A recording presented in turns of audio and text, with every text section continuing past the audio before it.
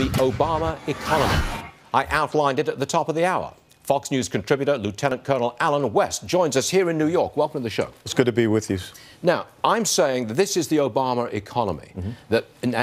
Have we created too soft a safety net, or is it too few jobs? What's the real problem here? Well, the real metaphor, Stuart, is this. You know, we believe in a safety net to help people to bounce back up and to continue to climb the ladder of success.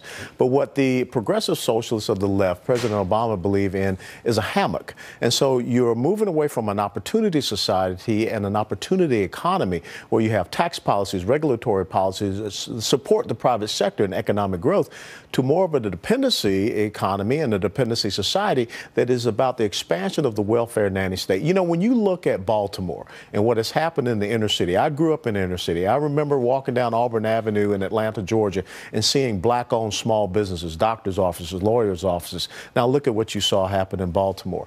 This is the failure of policies that have come from the Great Society, Lyndon Johnson, 50 years ago. That's the anniversary this year. Right, but if you try to reform those programs, or heaven forbid, cut those programs, you are demagogued to death. Well, there's a reason why. Evil and nasty and rotten to the poor. Well, the reason why is because dependency means you have power over individuals. You have power over collective groups. And instead of us, you know, supporting the empowerment, the economic liberty, the economic freedom of Americans, we are trying to get more and more people to depend upon the government. You talked about it in food stamps. You talked about the growth of poverty. You talked about the fact we got 93 million Americans that have dropped out of the workforce, no longer counted. Unemployment rate's not 5.4%. It's closer to 11 to 12%. We're not even talking about those people who've lost full-time equivalent employment, now working 2 to 3 part-time jobs. The State Department telling Fox News that the U.S. is supplying Iraqi security forces with arms. That would be about 1,000 shoulder-fired missiles, I believe. They're expected to arrive in early June. That seems a long way away for something that's urgently needed. These shoulder-fired missiles are going to be used to blow up large suicide bomb trucks that were used by ISIS to take over Ramadi. Colonel West, still with us. This seems like very little, very, very late, and there is the potential for these deadly weapons to fall into the hands of our enemies. Well, you're absolutely right, and this is what... We don't have a system. We don't have a policy. Well, we don't have a strategy. We don't have a policy, and this is really what we call putting a Band-Aid over a sucking chest wound. This is the most important thing. ISIS is on the move. ISIS is growing. Now ISIS has over 60% of Syria. They've taken 3 of the large cities in Iraq. Colonel, I'm going to be rude and interrupt you. That's fine. What would you do?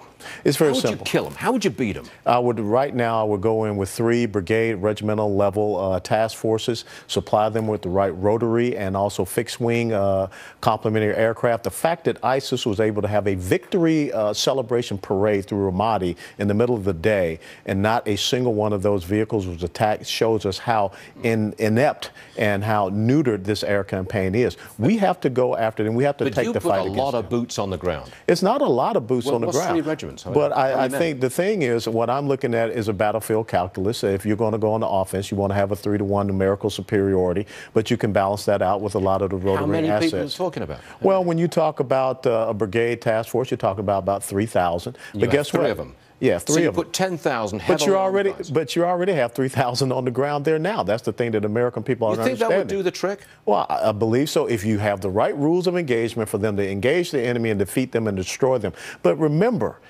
General Lloyd Austin asked for 10,000 to 12,000 troops to maintain the stability in Iraq, and the president said no. If he had done that, we would not have what we have today. Colonel West, welcome to New York, and thanks for being on the show with us. Thanks for having me. Yes, sir.